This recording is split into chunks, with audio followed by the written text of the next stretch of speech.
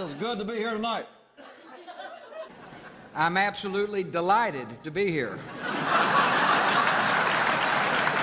I would have sent Joe Biden, but it's only a 20-minute speech. Could be home asleep. Little Barney curled up at my feet.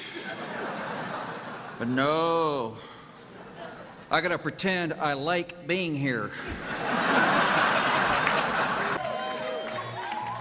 Thank you, thank you. Yeah, I know. I can't believe it's me either. My friends, our purple mountains with ramparts red glare, white with foam and justice for all, fruity plains gallantly streaming, from sea to shining sea with a shining city on a shining hill above a shining prairie, and maybe some shiny trees and a few shrubs, I see a shiny America.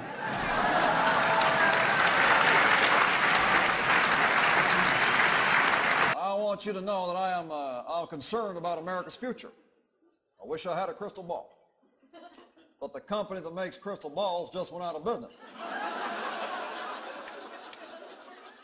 It's just a bunch of media types. Hollywood liberals, Democrats like Joe Biden. How come I can't have dinner with the 36% of the people who like me? Our enemies are innovative and resourceful, and so are we. They never stop thinking about new ways to harm our country and our people, and neither do we.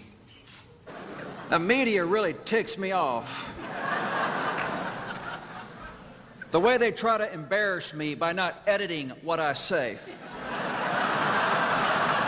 You got to go spend money to keep from going bankrupt? The answer, yeah, that's what I'm telling you. Folks are hurting out there. The economy's tough. And I had to put that into words that ordinary Americans could understand.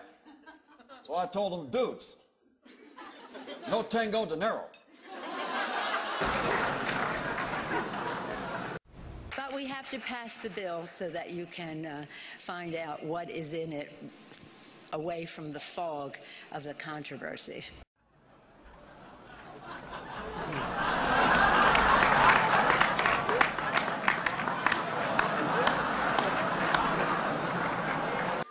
I believe that bipartisanship is the key. And that is why I want to bridge the gap between the Democrat minimum wage proposal of $85 an hour and the Republican proposal of bread and water.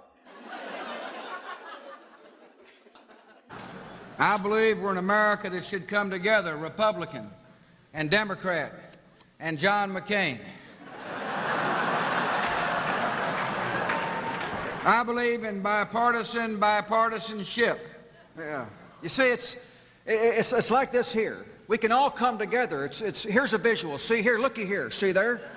See, there's the church. And there's the steeple. Open the door and look at all the people. You see, they're all happy and wiggling. There's me and Senator Kennedy on the front row.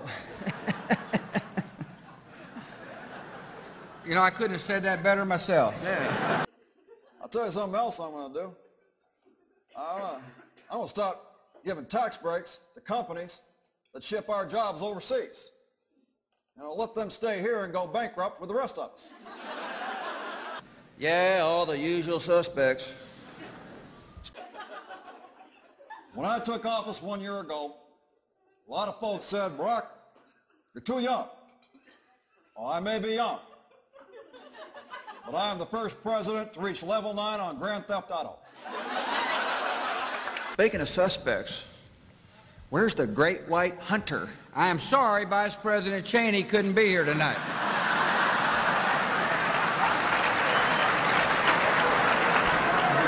I agree with the press that Dick was a little late reporting that hunting episode down in Texas. In fact, I didn't know a thing about it till I saw him on America's Most Wanted. Cheney, what a goofball. Shot the only trial lawyer in the country who's for me.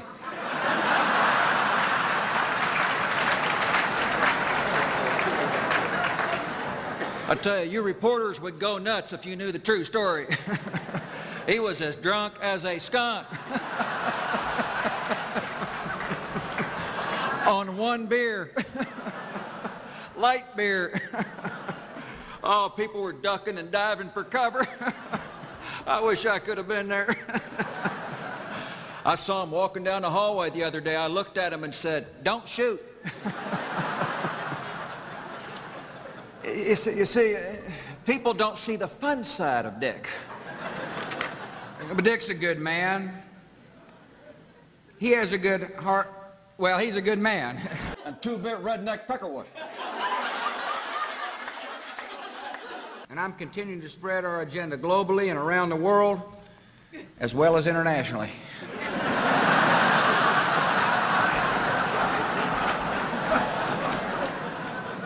Some of my critics in the international community call me arrogant.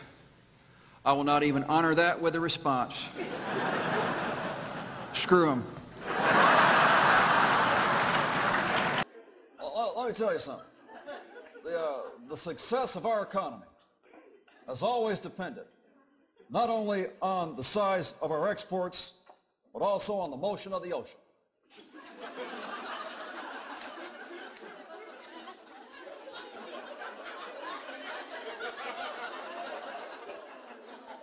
I'm talking about the most powerful, prosperous nation on earth, a nation of tremendous energy, productivity, and wealth.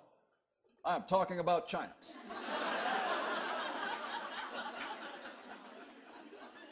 Can we drop a little bit of the pious baloney? Now let me be clear. The American people are the most productive workers in the world. You know those little tags that say made in China? We make those.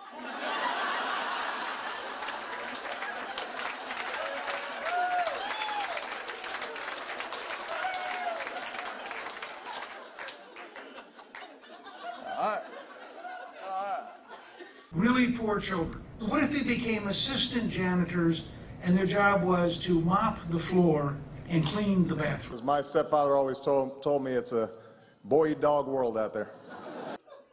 I know it's tough out there. I think of one woman that I met in Iowa. A little old woman who lived in a shoe. Had so many children, didn't know what to do. She got a bad deal on refinancing and was forced to move into a large flip-flop.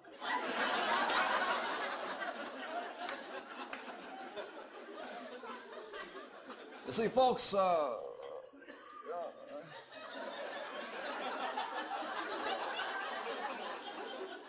first thing on my agenda is to eliminate America's debt to China.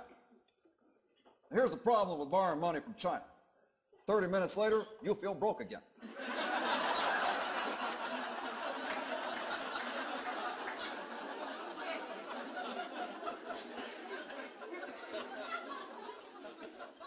I'll tell you the second thing I'm going to do is start investing in America's infrastructure. We must rebuild our roads and our bridges so the American people will have a place to live under.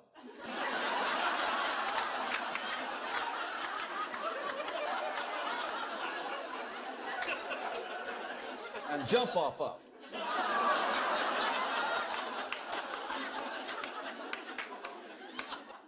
I know a lot of you are asking, you know, Barack, how are we going to pay for all this? Let me be clear. We will print money until we run out of paper. I have a dream. And one of those dreams is to eliminate barriers.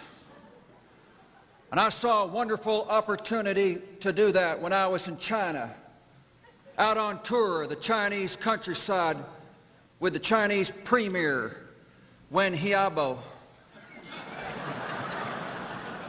I looked him straight in the eye and I said, "Mr. President, tear down this wall."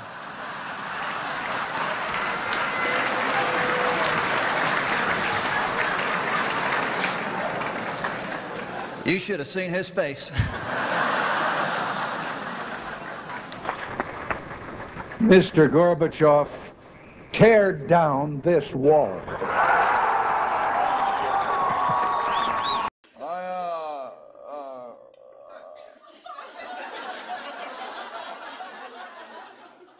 I have not seen The Hunger Games. Not enough class warfare for me. That's pretty rough. But I can take it.